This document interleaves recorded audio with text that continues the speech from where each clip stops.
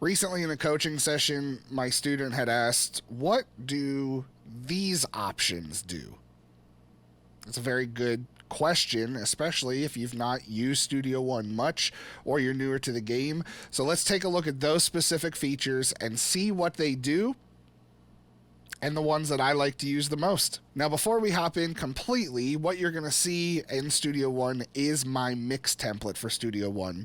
So if you don't have a process or template set in place to help you in your mixing game, then I highly suggest you check out floodwaterstudios.com/template. Grab your copy of that template, my gift to you, and it just helps elevate your mixing game and simplify everything out, keeping you focused on the music and not scattering through your session trying to find everything. It's organized and efficient. I hope you enjoy it. So inside Studio One here, we have a session pulled up from one of my songs, Wasted Words.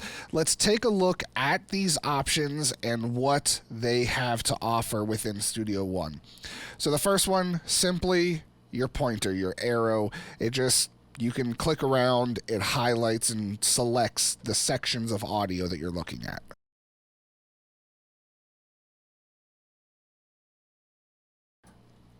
So that, pretty simple and honestly extremely useful for whatever you're doing. The second option here we have is the range option. Now this will change your cursor to crosshairs, and in so you can use it to highlight specific sections inside any audio or MIDI file itself, like so.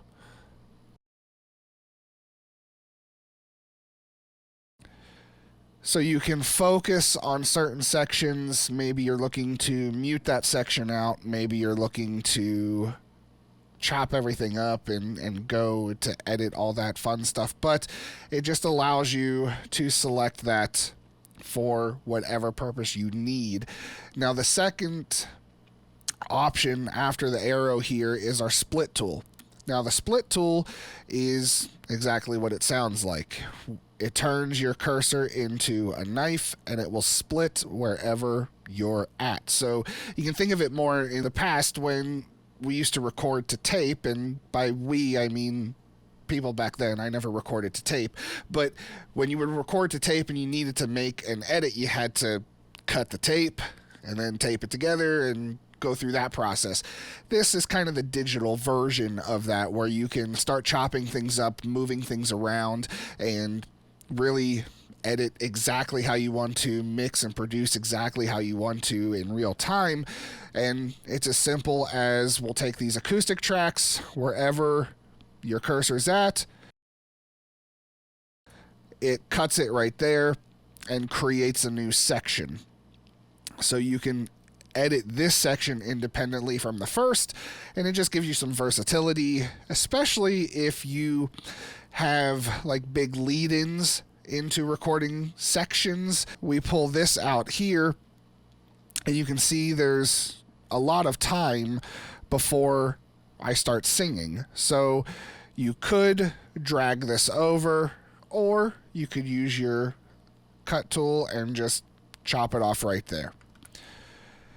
The next option we have is the eraser. Now, the eraser tool is exactly what it sounds like. It will erase whatever you click. So if you have, let's say, just these small sections of background vocals, you can also look into intricate places like this vocal where a lot of things are chopped up here, and you can go in and take out specific sections within that vocal take, and it gets rid of everything. Now you can always undo what you did. With Mac, it's Command Z, and it brings everything right back. So erase tool, exactly what it sounds like. And the next option is our pencil tool. Now, the pencil tool, or paint tool, is what it's technically called. This is more geared towards MIDI. So if we go into this electric piano here, and let's take a look at this section in our Edit tab for everything, it'll allow us to draw out MIDI notes. And if you don't have any sort of controller or keyboard that you're performing parts with, or if you're doing something pretty quickly and just need some simple things here and there, This is a pretty good option for you because it allows you to write freeform. You can choose other types of like algorithmic things that you can do with it as well within the MIDI. But let's take a look real quick.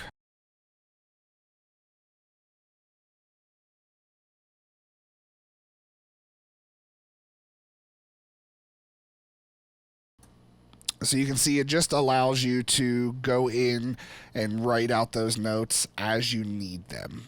And it's a pretty good option, like I said, especially if you don't have any sort of other controller to use for quick stuff. It can be very time consuming if you're programming out full drums, which I have in the past, and it's don't. If you don't have to, don't. That's all I'll say on that. The next option we have here is our mute tool. Again, pretty self-explanatory. Any piece of audio or MIDI that you click on, it's going to mute that section. So again, here we have this vocal all chopped up. And you can see those sections now grayed out. They will be muted when you play back. Again, you can click on it again. It will unmute them. Or you can simply Command Z and it takes away that mute as well. So different options for that. The next thing we have here is our bend tool. Now the bend tool you have to be pretty careful with because it can get destructive because it's going to mess with the time alignment of your recording. Now, if we take a look at this acoustic section here, we can see that there's a cut here that we made, and then there's a cut here as well. So this section right in the middle, if I grab this, you can see what it's going to do to the actual waveforms because it's adjusting the timing.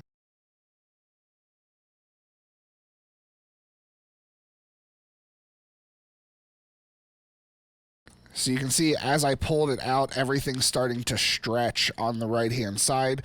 Now, this type of movement is destructive to the audio in the fact that because you're messing with timing, it's not going to sound great unless you're making very intricate moves in very specific places. So if you're going to be getting into the bend tool, what I would recommend is really starting to quantize things and using the audio bend markers, which we can do a whole video on that. In fact, we have done a video on that with time aligning drums. You can check it out up here in the top corner, and that'll give you a full rundown on the actual bend tool and section and all that fun stuff. Now, the last option here is the listen tool. The listen tool is kind of self-explanatory, but at the same time not, because if you're thinking about listen, you want to listen to what you're clicking on, but this is just honestly going to put it in solo and just let you hear what you're clicking on, and you have to hold down the left click to hear it for it to continue playing, like so. So as soon as I let go, it stopped playing. It went right back to the playhead. Now, during the session, my student said, can't I just put it in solo and then hit play? And I said, yes, exactly. 100%. Because here's the thing. I have a confession to make. With all of these options that you have for your cursor, going from the splice to eraser, the bend tool, the listening tool, mute, I only use 2 of them because a lot of them, they're nice to have, but they don't make sense to me for my workflow and how I mix and produce things. What I do is I'm always on my cursor, just the main arrow tool, so I can click on what I need. And then what you can also do is once you click on your arrow tool a second time, once it's already highlighted, it will give you an alternate tool that you can choose. Now, the alternate tool I always have on is my split tool.